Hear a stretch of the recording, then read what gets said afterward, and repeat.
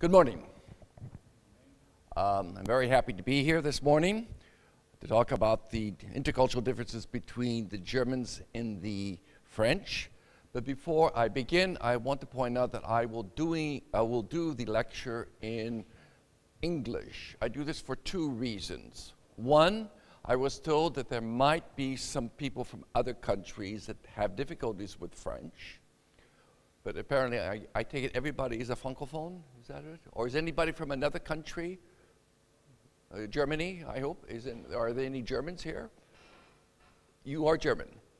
Oh, very good. Okay, well, we at least have one German, so it will be relevant. And two, English is my native tongue, and I express myself best in English. It'll be more animated if I do it in my mother tongue than in French. I've lectured in French and in German, but I prefer English. And this will give you an opportunity to practice your English. All right? Good. So, my name is Patrick Schmidt. As you can see, my name is Schmidt. It's very German, but I'm actually a product of a suburb of Los Angeles. I was raised and educated in Southern California. Have any of you seen the TV series Desperate Housewives?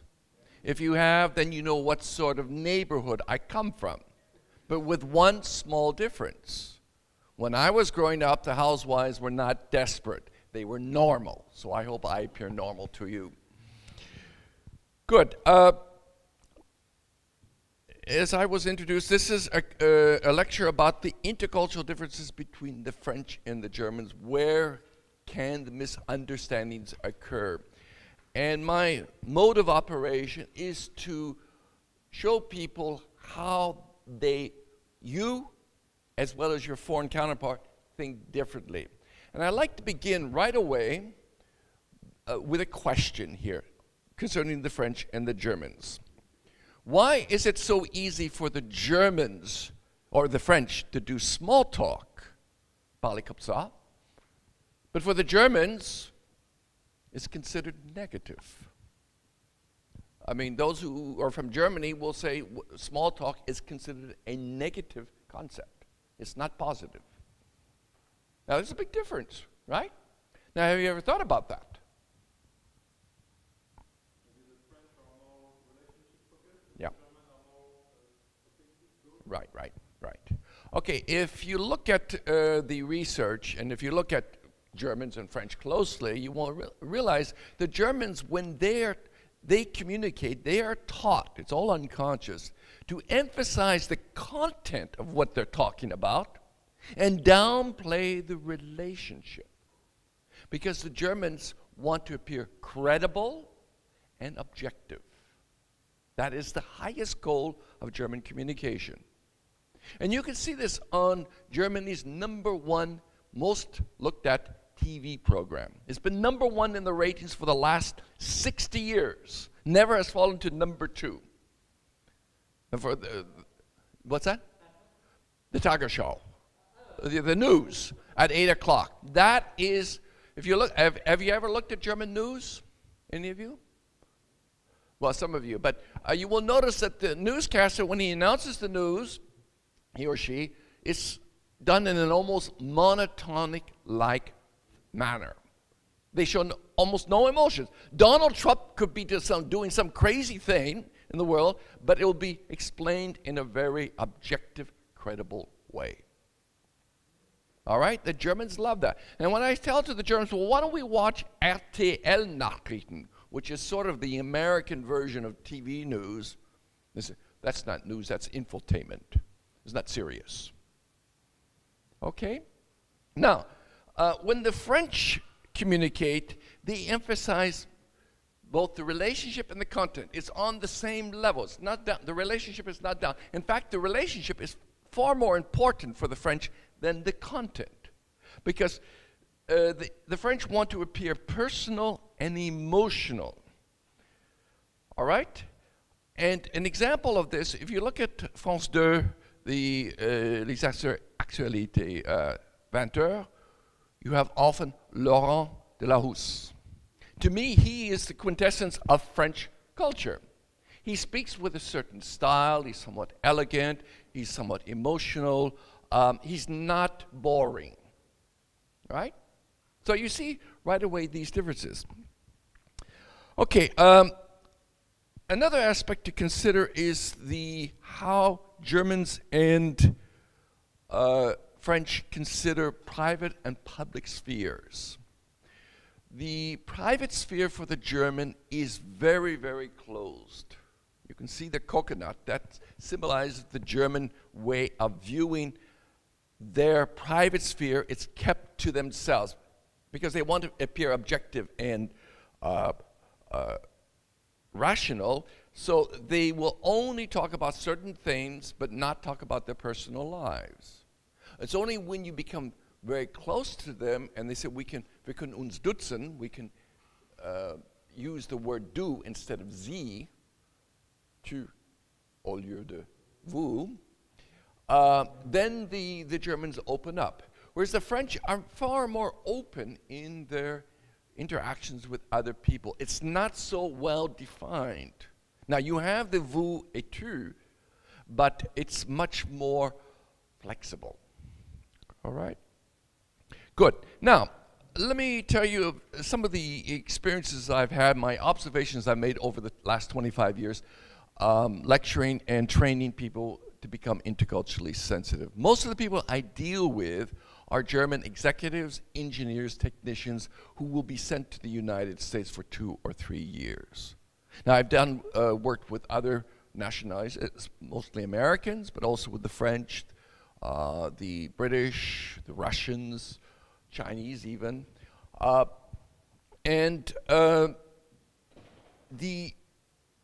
When people come to an intercultural training, their biggest concern is how to avoid making cultural faux pas when dealing with their foreign counterpart. And so, invariably, they always ask the question, well, please tell us the do's and don'ts so that I can work quickly and painlessly with my foreign counterpart. So I, the facilitator, am expected to pass out lists of do's and don'ts, show wonderful, colorful PowerPoint slides, and tell a multitude of clever anecdotes. Well, ladies and gentlemen, in the United States, this is called the McDonald's method, feeding you, the participants, with a lot of quick and junk information. All right? I would be doing you a disservice giving you the do's and don'ts because it would give you a false sense of confidence. Why a false sense of confidence? The do's and don'ts provide you with a large framework of how your foreign counterpart behaves and thinks. But it will never tell you how that person will act in the here and now because each intercultural interaction is unique, different. All right? And it will not tell you why that person is reacting the way he or she is.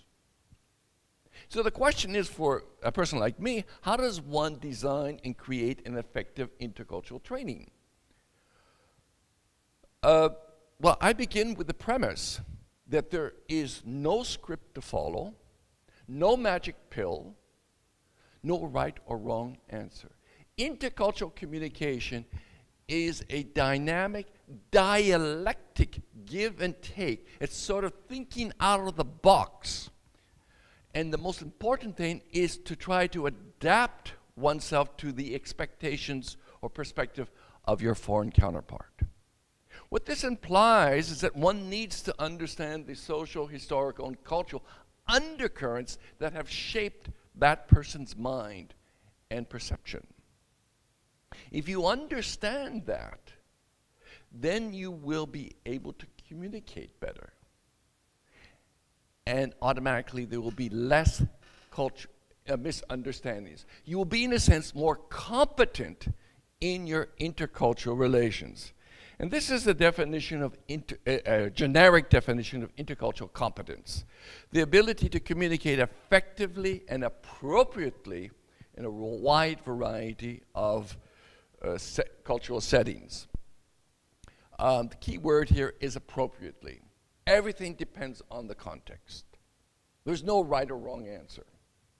Now, of course, this competence or skill cannot be acquired in 1 hour or 1 day or 2 days.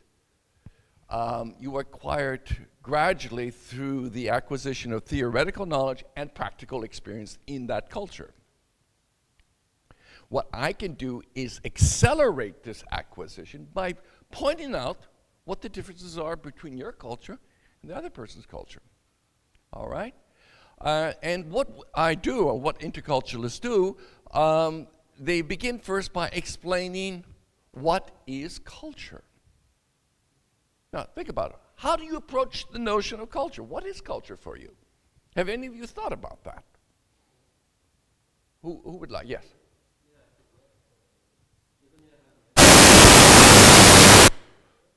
Doesn't mean you have the answer. Okay. All right. Good. All right. Okay, you don't have the answer. That's okay. It's fine. But yes.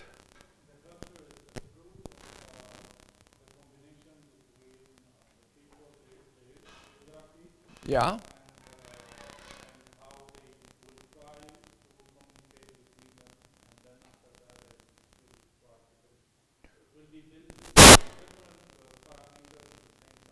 Okay.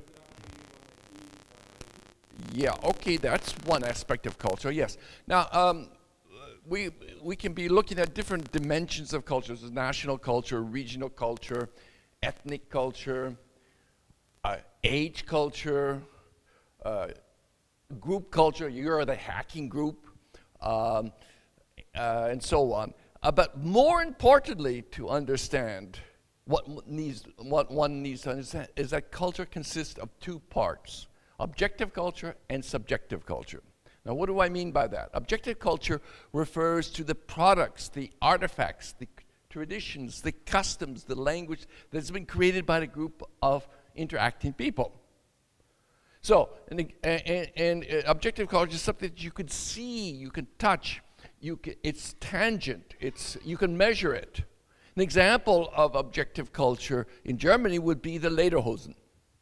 Okay, everybody laughs at that, but it's German, right? The Chinese didn't create the lederhosen, it was the Germans and the Austrians. It's something that's very objective. Yeah, it's the lederhosen. I mean, okay, it's a cliche, all right. And something that's very an objective aspect of French culture is the beret, French beret. That's the most people outside of France think all French people wear a beret. Yeah, and then there's another aspect of objective culture is the social, educational, religious, and economic structures of a culture. That is the institutions. For instance, in Germany you have the gymnasium, and the equivalent in France would be the lycée. All right, so there you have these. But you could. This is all very interesting to learn about these differences, but they will not provide you with an understanding or create better communication. If you want to work and understand your foreign counterpart better, one needs to go to the subjective aspect of culture.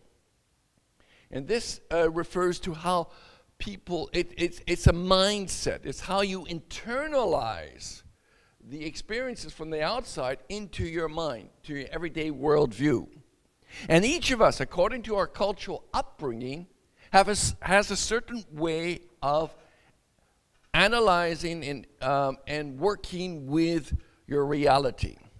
So, for instance, the Germans, they tend to be much more abstract and theoretical in their cognitive thinking. And because they value truth, Wahrheit suchen, they tend to be very direct, confrontational in their questions. And they want to have clarity. Wir müssen hier Klarheit schaffen. All right? And the emphasis in German thinking is to have a complete, coherent understanding of the present situation, often through historical contexting, looking to the past in order to understand the present. The French, on the other hand, tend to organize their subjective reality in a more emotional, lively manner. as we pointed out, the relationship is very important, and therefore they are less confrontational.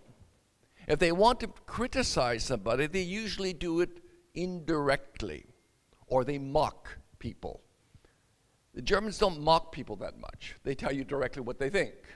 Whereas the French, they will mock you indirectly. This is one of the differences, as I see it. Okay, so you can see there are two different subjective realities here, worldviews. And intercultural communication is nothing more than the interplay of these subjective worldviews, which are equally complex. And the practical aspect that one needs to look at is, how do I adapt my subjective worldview to that of my foreign counterpart so that we generate common understanding? Okay? So that is what is important to understand in subjective and objective cultures. Now, the goal of any intercultural training is to raise your consciousness of who you are and who the other person is. And I like to use the metaphor of an axe. I tell my participants, I'm going to give each of you an axe. And I want you to break down the frozen seas in your soul.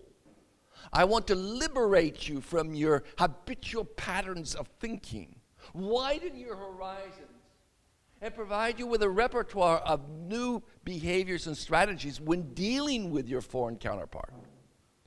So this course is not your typical classical course where I give you information, you absorb it, and so on. It's actually been designed to provoke self-reflection, becoming aware of your national uniqueness, the values that you have, the assumptions and myths that you believe in.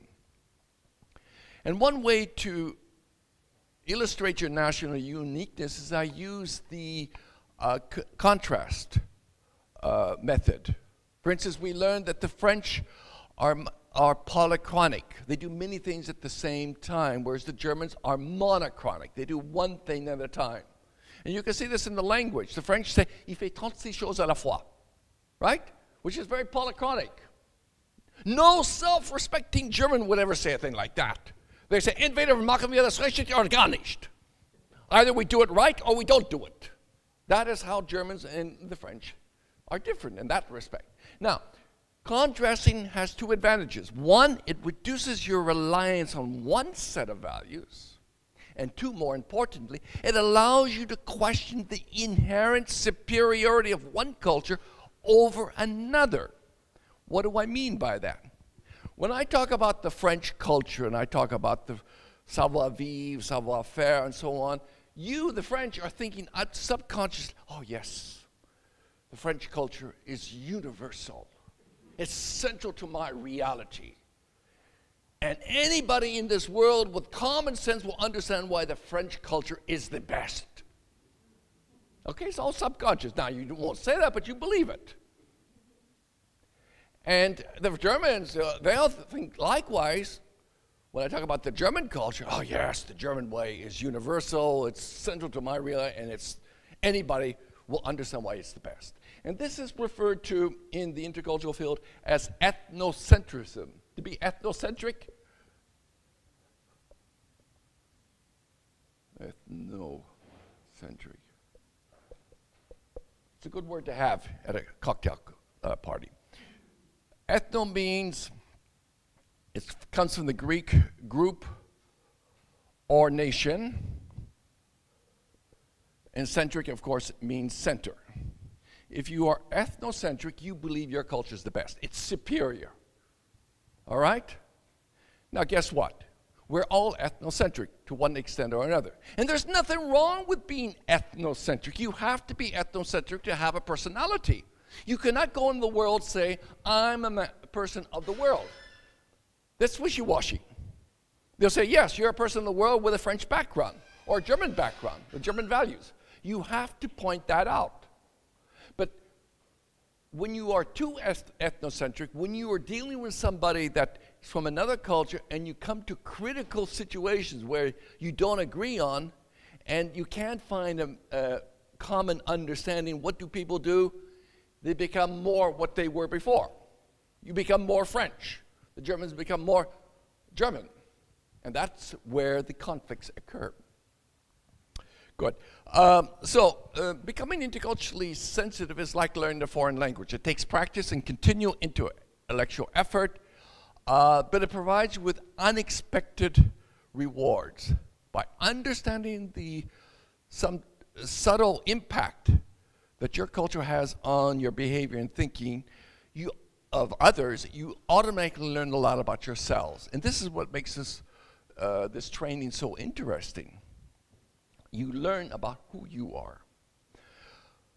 So to sum up, if I could encourage all of you to ask the question when dealing with foreigners, to ask to yourself, why is that person thinking and acting that way? And why am I thinking and acting that way?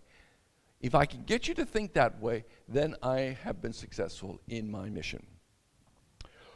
Okay, with that in mind, I'd like to give you a few general principles of intercultural, of becoming interculturally sensitive, and then we will go into the differences between the Germans and the French. Many people, when they take part in an intercultural training, like you, the young generation, do I really need this? You know, we live in a globalized world. We communicate with everybody through Facebook and Skype and iPhones and so on. Where are the problems? I mean, I've heard often people say, look, when I go abroad, I understand people have the same needs and desires as I have. All people want to be successful at work. They want to be loved or liked, and they want to have a family. So all I have to do when I go abroad is have good intentions. If I have good intentions, everything will work out. The trouble is, good intentions is culturally defined. What the French think is good intentions might be for the Germans terrible. I'll give you an example. I was doing an intercultural training a couple of years ago in Sagamine with French engineers and their wives. And it was a 2-day training, and they said, we have arranged for the lunch. Okay, fine. And to my surprise, they took me to this very fancy restaurant. And the first thing they said when I sat down, what would you like as an apéritif? Qu'est-ce que vous voulez? Normally, in Germany, you never drink during work periods. I mean, this was the first time I was confronted with drinking alcohol. So I didn't want to drink too much alcohol because I have to work, you know, I have to think. So I said, une petite bière. Okay. And then when we had the main meal served, the person asked, my host asked, qu'est-ce que vous voulez comme vin? Du blanc ou du rouge? We were drinking wine. And the lunch didn't last 45 minutes, it lasted over 2 hours. Now, by the time we got back, I mean, we couldn't really do much work in the afternoon. Now, in Germany, that would be considered a faux pas. But you, the French, you go to Germany and you're dealing with the Germans. They invite you to lunch. More often than not, they'll invite you to the canteen. And it's very sachlich, very objective. Just choose whatever you want, and we have 20 minutes to eat. Okay, and there's no conviviality. Just eat, and then we'll go back to work. Okay, that's their idea of good intentions. All right, so now what I want to point out here is that there's a factor that determines the success or failure of intercultural relations, and it's what we call the soft factors. When we're dealing, when we're talking about business people, such as a factory manager or a baker or a tax consultant, they're dealing with hard factors. The intercultural trainer works with cultural and organizational behaviors, more commonly known as the soft factors. And it's these soft factors that more often than not determine the success or failure of an international joint venture, multinational team, or the interactions of two people from different nations.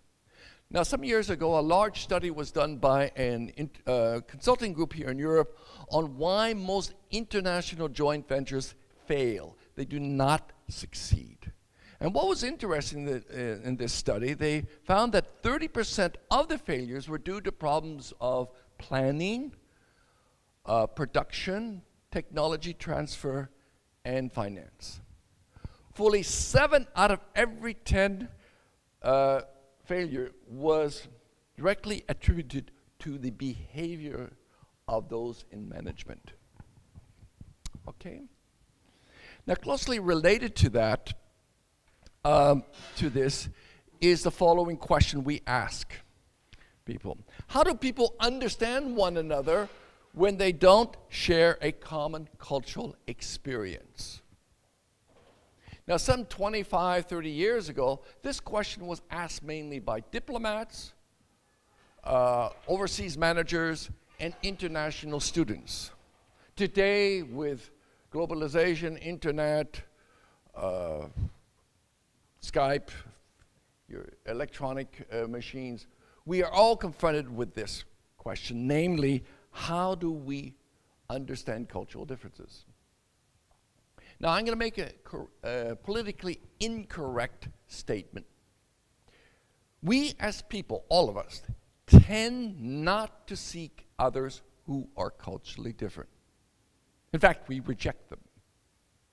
Now, you find that hard to believe, right? Well, what is he talking about? We're supposed to be people of the world, right? Well, let me give you an example how this works out. Let's say one of you has been chosen by the University of Strasbourg to go to Sao Paulo to represent the University of Strasbourg in terms of IT innovations, okay? It's a big international congress in Sao Paulo. And you're there representing the University of Strasbourg. And there's a kickoff meeting at the beginning with cocktails. And you're there with your glass of wine or beer in this large room with about 300 or 400 other delegates from all over the world. And of course, you're looking for contact, right? As you're walking around, you hear all sorts of languages: Portuguese, Spanish, American English, British English, German, Russian, Chinese, and suddenly you hear some French, Alsatian French, in fact. Where do you think you are going to be walking to with your glass of beer? To the French. It's very understandable. By linking yourself to the group, you maintain your cultural identity without working at it. If you go to another group, a foreign group, you have to double think. You're not in your safety zone anymore. But within your own culture group, you can be yourself, right? And the group is happy to receive you because you enlarge that group. All right? And this is known as the tribal instinct. Now, this is sort of, when I mention this term, many people say, oh, wait a minute, tribal? What is this? This is, but we all are tribal. And I want to give you an example how this works out. The tribal instinct has existed since the beginning of mankind. Imagine Strasbourg 5,000 years ago. All right? A group of our primate people are sitting around a fire in the evening, cooking their day's catch. They went hunting and now they have this bonfire. All right? And suddenly they see another group of primates at the top of a hill. It's coming down towards them. Do you think the first group is going to say, oh, cultural diversity, how wonderful, come on down and join us for dinner?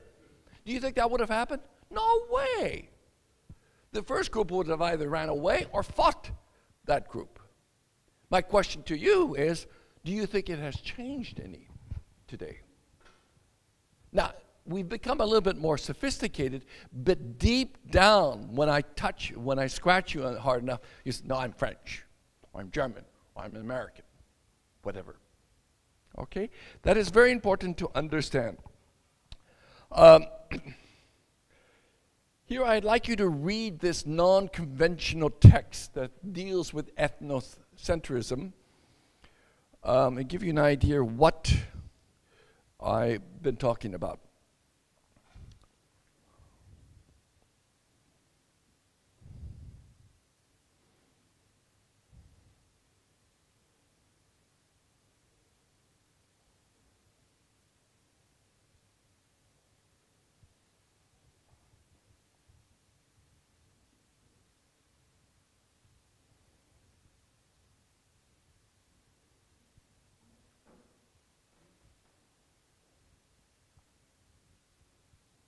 Yes.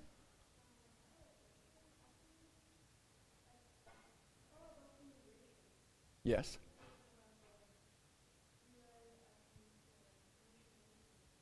Mm-hmm.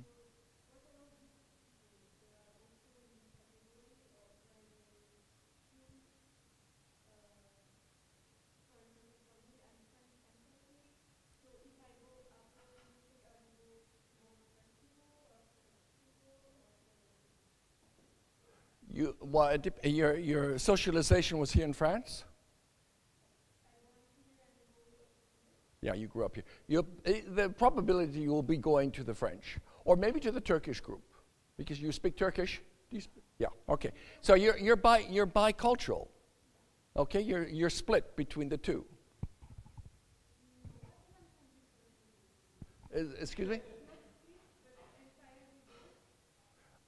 Okay, well, you're both. You're both. I mean, there's nothing wrong with it, but you bring up an interesting question about immigration, because what is happening is that migrants arriving in a foreign country, they felt overwhelmed, and what do? They look for people like themselves.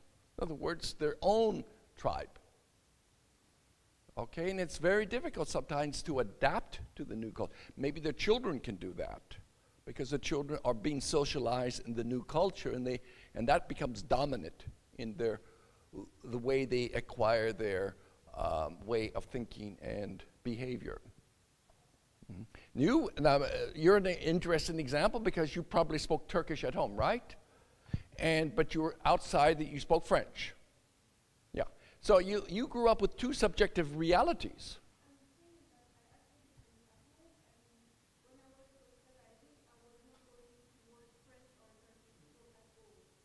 When you were abroad.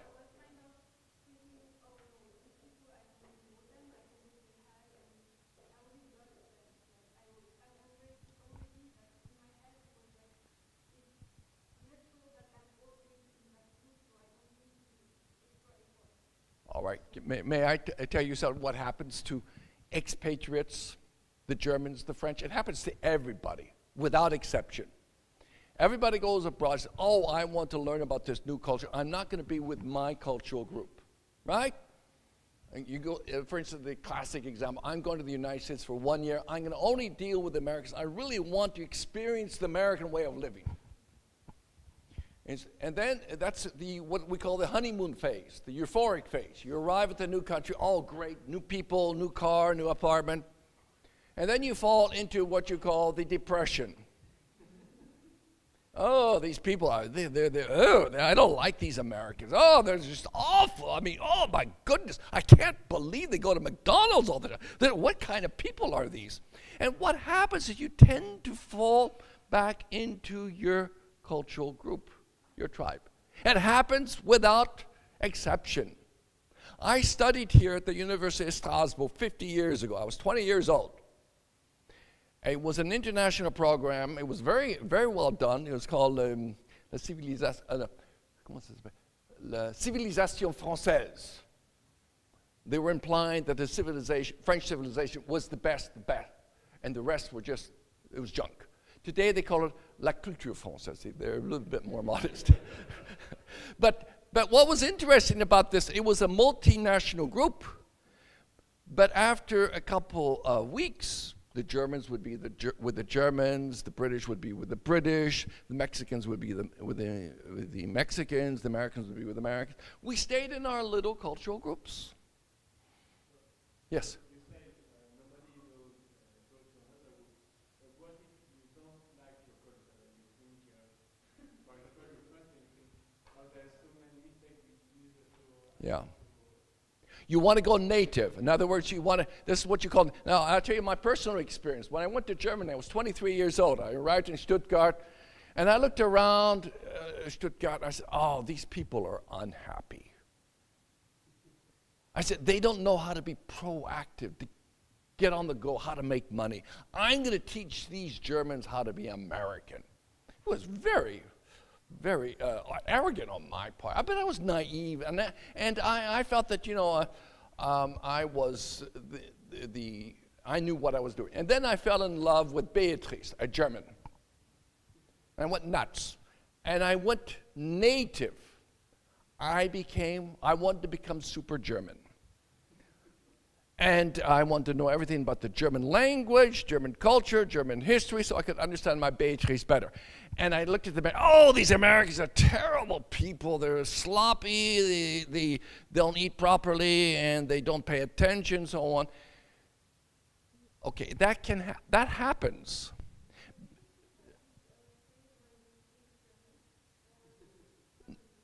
No, I don't hate Germans because I got to know them very well. I admit, I mean, at first I didn't like the Germans. I mean, I thought they were too boring.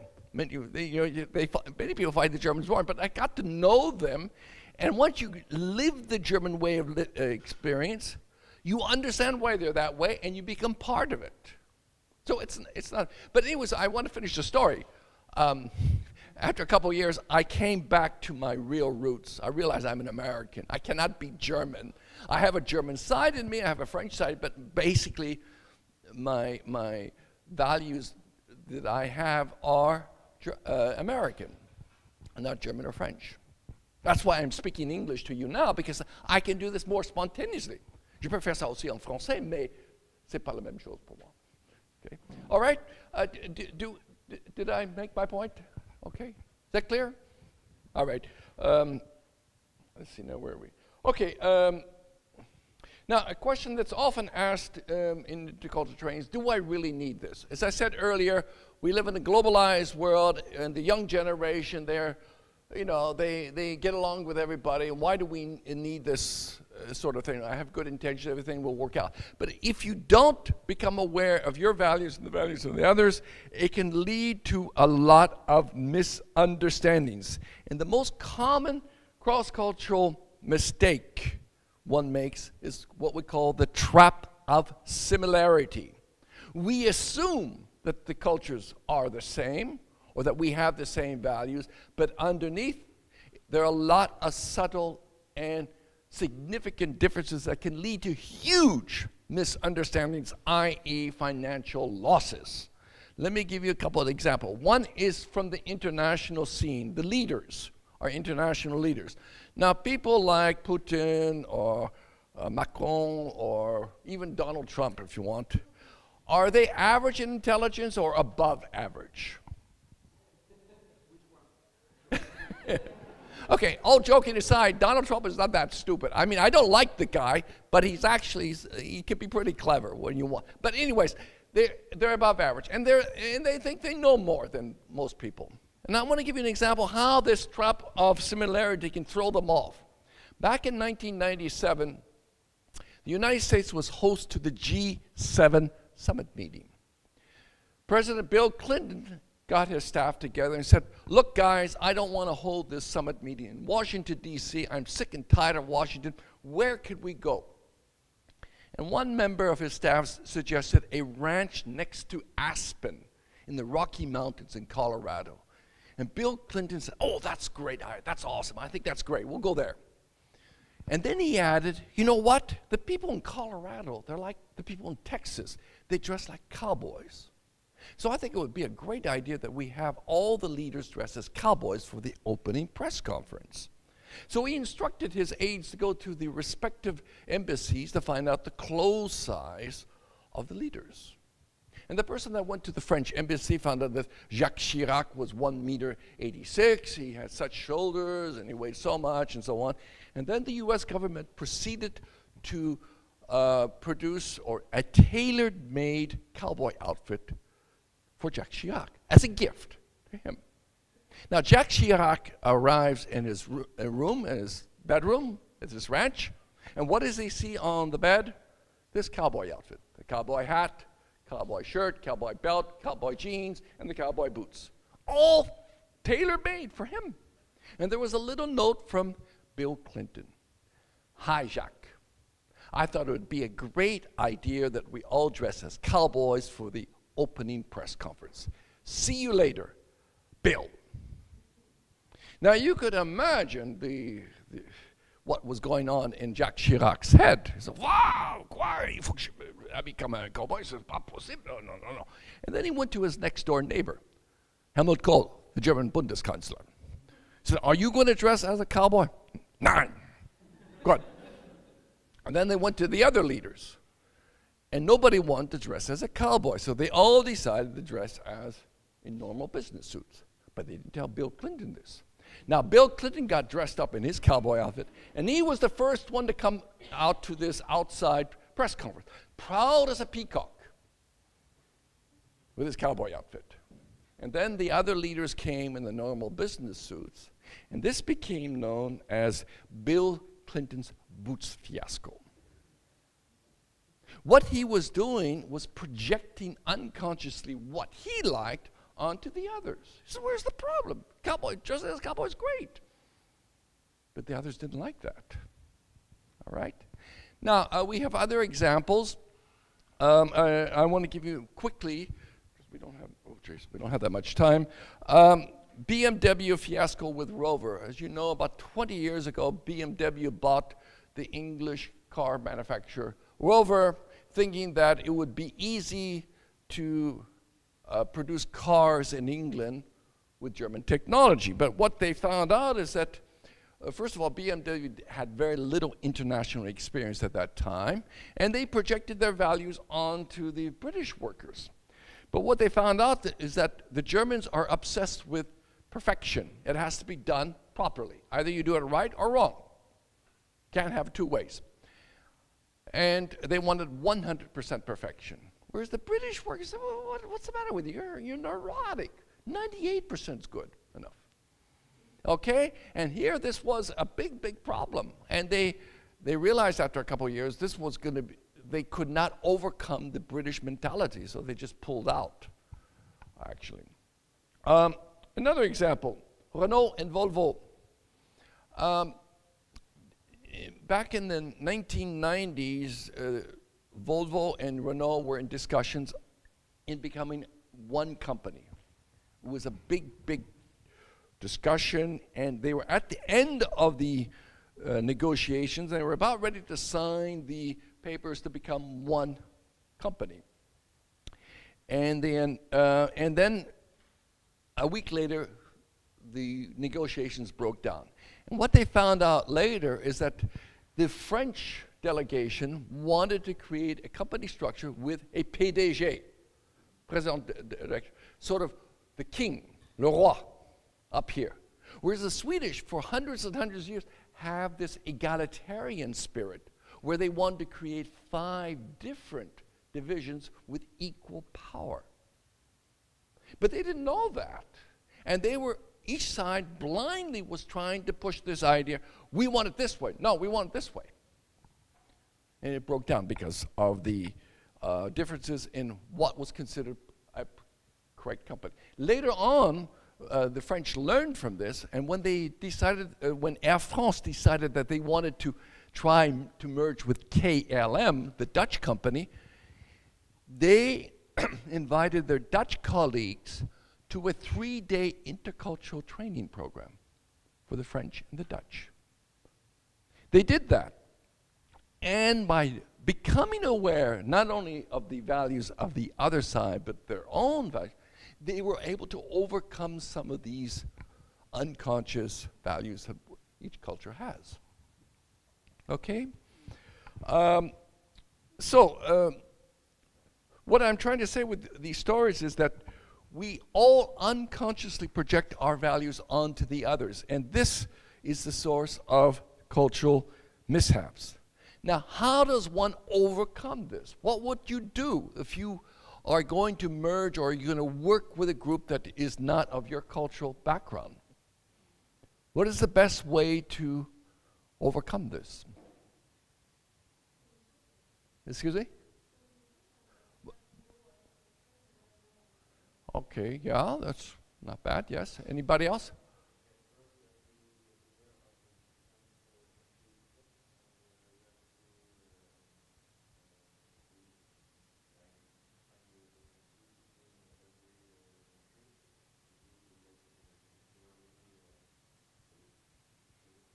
Yeah, in other words, learn about the other culture. The values. Yeah. I would say that whenever we go to people and ask them how to behave, also they are blind about their own values and mistakes. Yeah. I used to work for work. Yeah. They had also a big, like, you know,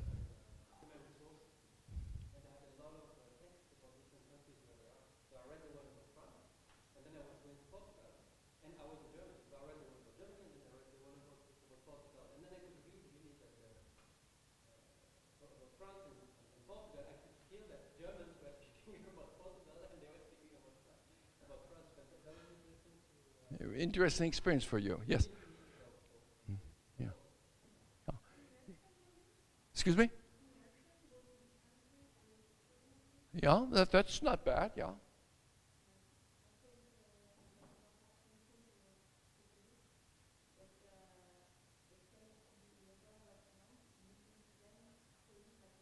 Okay, that's all good. As university president, I give you a 12 souvent. Voilà. Vous voulez avoir 18 souvent? Alors. Ironically, to adapt successfully to another country is not so much learning about the new country, the values, but learning more about yourselves, understanding your own culture. Now, this comes as a surprise to most people, but it's actually common sense.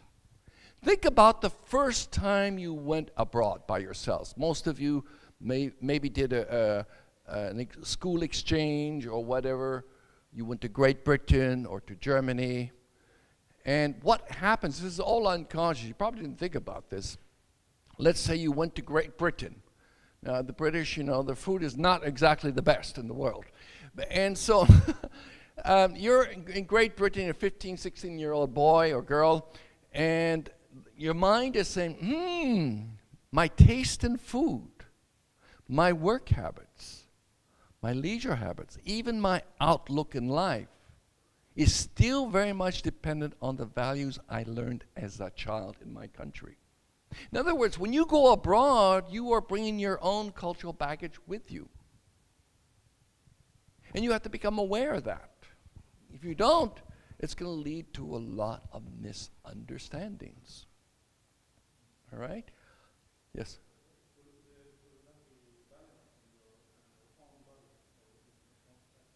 Yeah.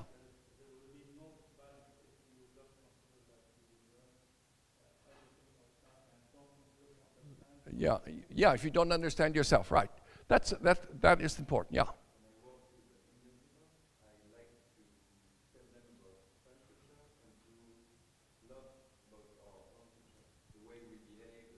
Mm-hmm.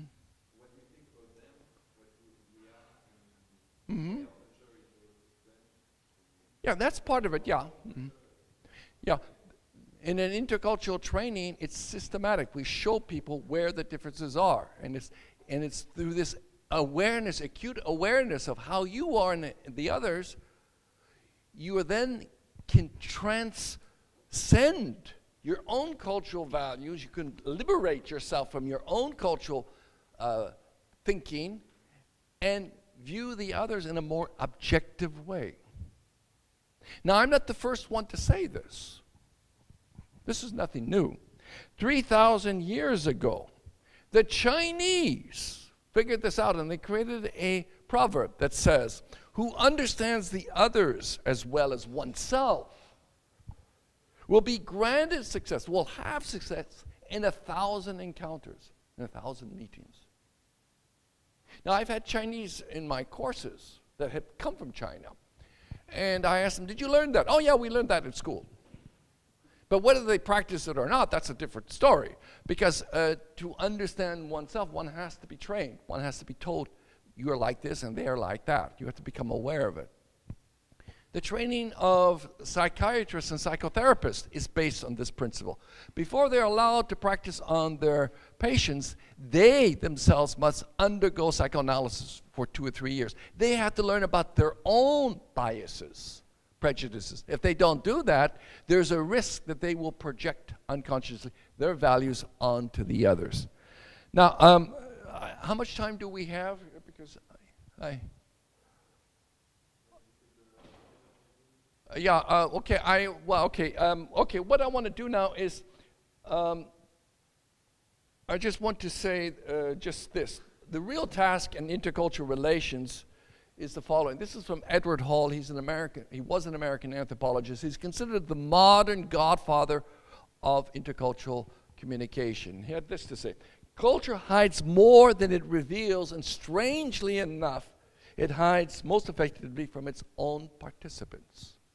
When I ask you as French people, what does it mean to be French? Most people can say, well, I don't know. Je dis bonjour, je dis merci. That's all they can say. Je suis gentil. Everybody says that, okay? In every culture.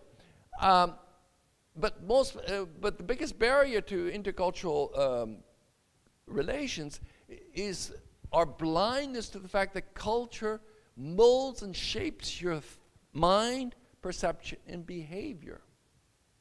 And the latest research in neuropsychology is telling us that the mind is shaped by our environment. The cognitive way we analyze things is because of the mind. And you cannot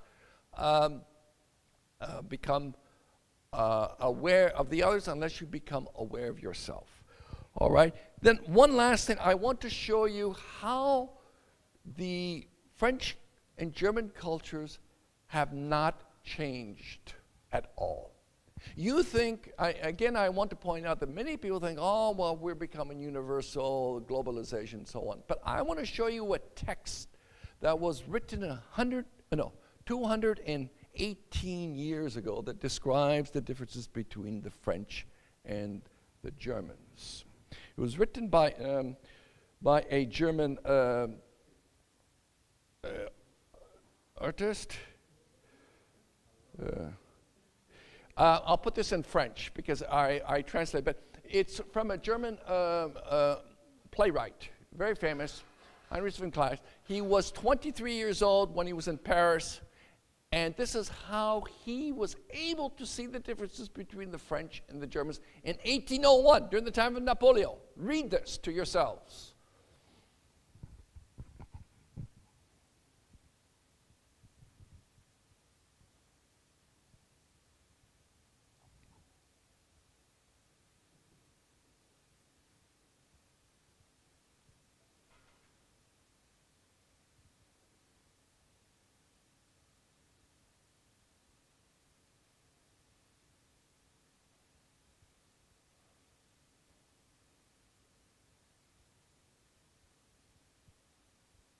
Any comments to this? Well, what can we conclude from this?